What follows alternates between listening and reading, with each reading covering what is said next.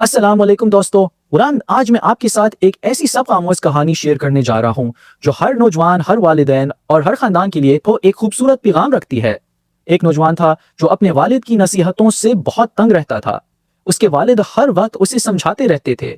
कभी कहते कि किताबें तरतीब से रखा करो, कभी कहते कि कपड़े सही जगह पर रखो, कभी पंखा बंद करो अगर ज़रूरत नहीं, और कभी कमरे की सफाई का ख्याल रखने की नसीहत करते।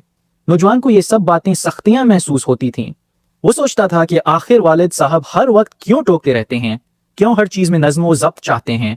वक्त गुजरता गया और इस नौजवान के दिल में ये ख्याल आने लगा कि जिस दिन इसे अच्छी नौकरी मिल गई वो घर छोड़ देगा ताकि अपनी मर्जी की ज़िंदगी गुजार सके।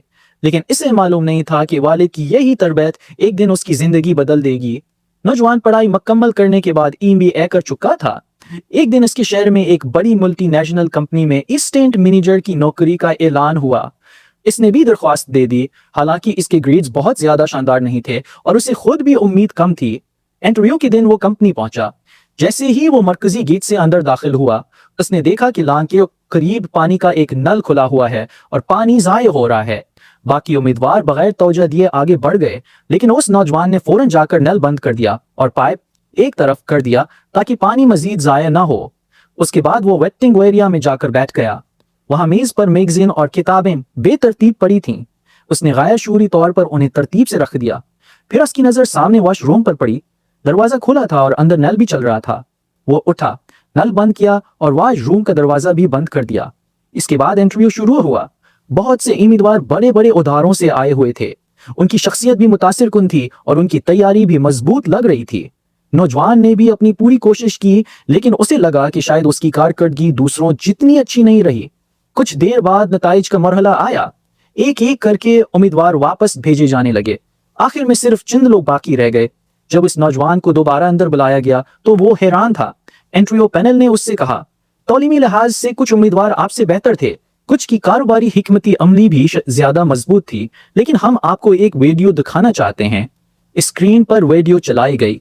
वीडियो में वो खुद नजर आ रहा था, गेट पर नील बंद करते हुए, वेटिंग एरिया में मैगजीन तरतीब से रखते हुए और वॉशरूम का नील बंद करते हुए। नौजवान हैरान रह गया। पैनल ने मुस्कुराते हुए कहा, ये सब इंतजाम हमने जानबूझकर किया था। हम सिर्फ डिग्री नहीं देख रहे थे, हम ये जानना चाहते थे कि कौन सा शख्स जिम्मेदारी, नज्म और ज़ब्त और दूसरों की फिक्र करना जानता है। हमें ऐसा असर चाहिए जो कंपनी का भी ख्याल रखे और लोगों का भी। इसीलिए हमने आपको मुंतखब किया है। ये सुनकर नौजवान की आंखें नम हो गईं। इसे फौरन अपने वालिद याद आ गए। वो तमाम नसीहतें, वो तमाम हदायत, वो तमाम बातें जिन्हें वो सख्ती समझता था, दरहकीकत इसकी शख्सियत की तामीर कर रही थीं। उसे एहसास हुआ कि वालिदैन की तरबियत कभी ज़ाया नहीं जाती। कभी कभी वो बातें जो हमें कड़वी लगती हैं, मुस्तकबल में हमारी सबसे बड़ी ताकत बन जाती हैं। दोस्तों, वालिदैन जिंदगी के वो उस्ताद हैं जो अपनी औलाद की कामयाबी के लिए हर लम्हा फिक्रमंद रहते हैं।